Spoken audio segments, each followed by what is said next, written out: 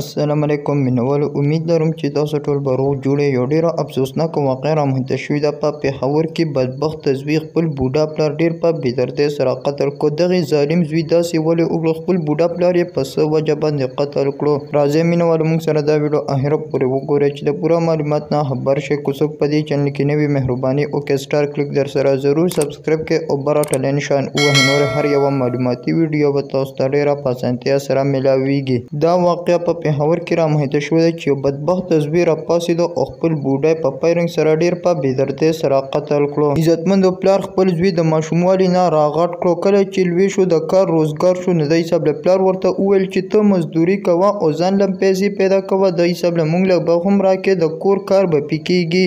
د حساب له دې بدبخت زوی د پلار خبره به نه منله. هر ټیم به ورسره جنګ جګړې کولې او د حساب له هېڅ کار روزګار یې هم نه کولی چې پلار ترې ډېر زیات تنګ رالو او د حساب له بېعزته یې کړو. د کور یې وشړو چې بیا هغه تومانچه راواخیستله. کله چې کور ته راغلو نو پلار سره یې نه خبره او اتره وکړه. د حساب له فایرنګ یې پرې وکړو او ډېر په بېدردۍ سره یې قتل کړو. دغې بدبخت زوی دومره غټ ظلم وکړ چې خپل پلار یې ډېر په بېدردۍ سره قتل کړو. ملزم ګرفتار شوی دی. داسې ملزم له ښه عبرتناکه سزا ورله پکار ده او بیا د ده له پانسي ورکړي، ځکه چې خپل بوډا پلار یې ډېر په بېدردۍ سره قتل کړو. دومره غټ ظلم یې وکړو، په پلار باندې هم زړه نه خوږېده او د حساب له په فایرنګ سره یې قتل کړو. الله تعالی د ده پلار له جنت الفردوس کې اعلی مقام ورکړي. دا وه زموږ نننۍ ویډیو. نورې معلوماتي ویډیوګانو لپاره په دې چینل کې اوسئ. والسلام.